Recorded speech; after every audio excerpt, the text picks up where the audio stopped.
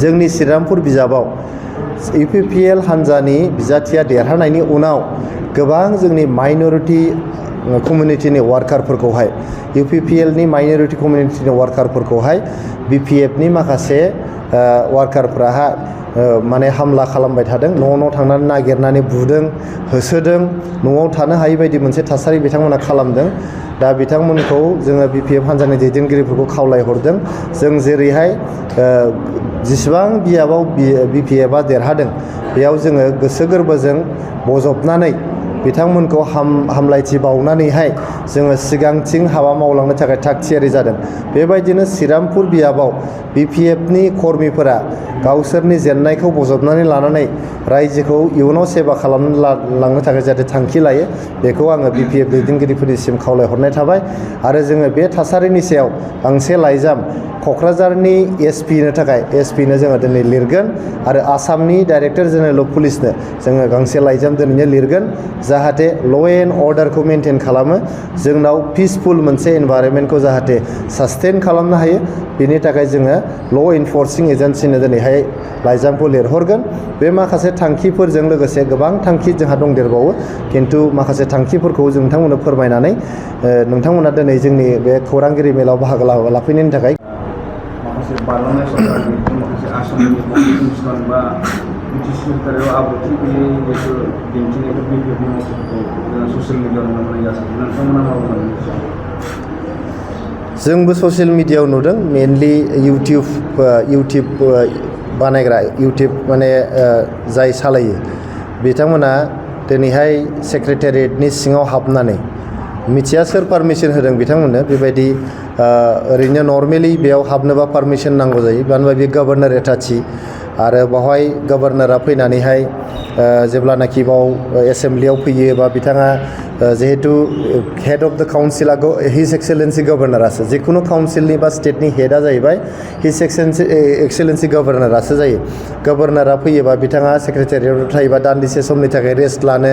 बा बिथाङा दसे हाबा मावनो बा माबा मोनसे बेबायदि आर्जेन्ट मिटिं थायोबा लानो थाखाय बे जे मोनसे गभर्नर एटाची मोनसे थायो मोनफ्रोमबो काउन्सिलावहाय दा जोंनि बे काउन्सिलाव बेखौ साबना हामनायै रायजो राजानि रांजों बा बियो पाब्लिकनि जे टेक्सनि रांजों बेखौ बानायनाय जादों बेयो रावनिबो पार्सनेल प्रपार्टि नङा बे प्रपार्टिया प्रमद बर' सारनि नङा आरो बे प्रपार्टिया हाग्रामा महिलारि सारनिबो नङा गतिके बे जिहेतु पाब्लिक प्रपार्टिसो दिनैहाय बिथांमोना इउटिउब कन्टेन्ट बानायनानै बे प्रपार्टिखौ प्रमद बर' सारनि प्रपार्टि बे प्रपार्टिया प्रमद बर' सारनि उन्दुग्रा बाव थाग्रा होननानै देखायनो नागिरदों बियो नंखाय बियो जोबोद नंखाय बेखौ नोंथांमोना अफिसियेलि कनफार्म खालामनो हागोन बेयाव जायफोर केयारटेकारफोर दङ बा जाय बेखौ सामलायो GAD डिपार्टमेन्ट दङ GAD डिपार्टमेन्टआव बेखौ सामलायनो हागोन बे रावनिबो पार्सनेल प्रपार्टि नङा बियो गभर्नमेन्टनि प्रपार्टि बेयाव जेब्लानाखि जोंनि काउन्सिलनि आलासिफोर फैयो इनक्लुडिं गभर्नर चिफ मिनिस्टार्स बा बेबायदि प्राइम मिनिस्टार बा सोरबा सेन्ट्रेल मिनिस्टारफोर फैयोब्ला दान्दिसेनि थाखाय बाव रेस्ट लानानै गावसोरनि खामानिखौ जाहाथे मावनो हायो बेनि थाखायसो बे एटाचिखौ खालामनाय जादोंमोन बे फेसिलिटिसखौ क्रिएट खालामनाय जादों बे रावनिबो पार्सनेल प्रपार्टि नङा दा बिथांमोना हाबनानै आं नुदों जे माने बहाबा माने गाज्रि मोनसे सिचुएसनजों माने सरकारखौ होखारनाय बायदि खालामनानै बे प्रपार्टिफ्राव हाबनानै बेखौ माने मोनसे कियटिक सिन देखायनाय बे मोनसे आनरुलि मोनसे सिन देखायनाया बेयो जोबोद दुखुनांथाव जादों आङो BPF नि दैदेनगिरिफोरखौ खावलायहरदों आरो जिहेतु बिथांमोना गाबोन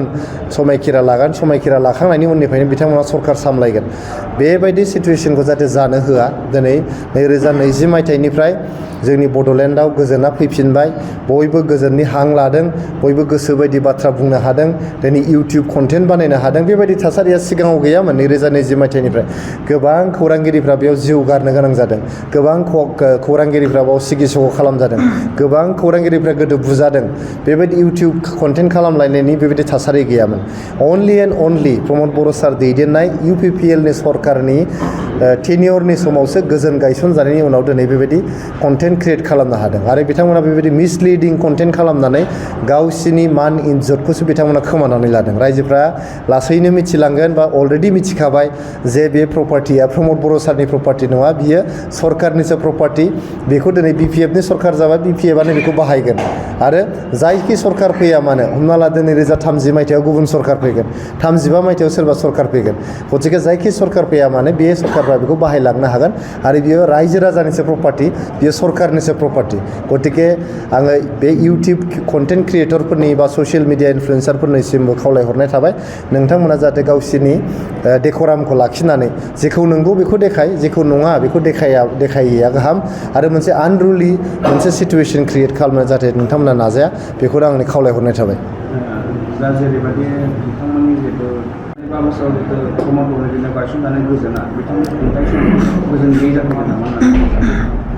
दा बियो BPF हान्जानि दैदेनगिरिफोरनि सायाव आरो हाग्रामा महिलारि सारनि सायाव थाबाय बिथांमोना दिनै रायजोनि मेन्डेटखौ मोनदों रायजोनि भट लानानै रायजोफ्रा बिथांमोनखौ फोथायदों आरो रायजोफ्रा बिथांमोनखौ मोजाङै सासन खान्थियाव थाजानो लुबैदों खुंथाय खान्थियाव थानानै रायजोखौ सेवा खालामजानो लुबैदों रायजोनि मिजिं रायजोनि आसा रायजोनि लुबैनायनि हेंथायै थाङोब्ला 5 बोसोरा बाला गोबाव सम नङा बा 5 बोसोरनि गेजेराव गोबां बिसायख'थिफोर फैगोन गतिके बे बिसायख'थिफ्राव बिथांमोना बेफोरनि फिननायखौ मोनगोन आं मिजिं थिदों जोंनि BPFनि दैदेनगिरिफ्रा बेफोर जे बिबान सरकार सामलायनाया गिदिर मोनसे बिबान बियो बेयाव रंजानांगौ बिराद खुसि जानांगौ बेबायदि जेबो बाथ्रा नङा बियो नोंथांखौ दिनै पावाराव लाबोदों माने रायजो राजाया नोंथांनि सायाव जोबोद मिजिं दं नोंथांमोननिफ्राय जोबोद हास्थायदों रायजो राजाफ्रा बे हास्थायनाय बे मिजिं बे लुबैनायफोरखौ सुफुंनाया जाहैबाय खुंथाय खान्थियाव थानाय पार्टिनि बिबान बे बिबानखौ जुदि बिथांमोना रुजुनाबा होमबा रायजो राजाया बिनि जे नांगौ रोखोम फिननाय होगोन बेनि थाखाय रायजो राजाया अराय थियारि जानानै थायो आरो एबार जिहेतु जोङो मोनसे इफेक्टिभ अपोजिशन आरो बिराद स्ट्रं अपोजिशननि जोङो रल लागोन थांनाय 5 बोसोराव हाग्रामा महिलारि सारा एसेम्ब्लियाव खनसेबो फैयाखै जोंथ' एसेम्ब्लियाव थांगोन जोंनि इलेक्टेड मेम्बार्सफ्रा थांगोन प्रमद बर' सारा थांगोन बिथांमोननि मोनफ्रोमबो रायजोनि हेंथायै मावनाय हाबाफोर रायजोनि हेंथायै लानाय पलिसिसफोर रायजोनि गांनाय उखैनाय लुबैनायनि हेंथायै मावनाय हाबाफोरखौ एसेम्ब्लिनि सिङाव आरो एसेम्ब्लिनि बायजोआव जोङो जोबोद मोजाङै रायजोनि बिबुंसार जानानै रायजोनि भइस जानानै जोङो हाबा मावलांबाय थागोन आरो मोनसे बिबान गोनां बिरोधि हिसाबै as a responsible opposition we will do everything that an opposition party has to do and we will prove that we will be the most effective opposition in history of BTR.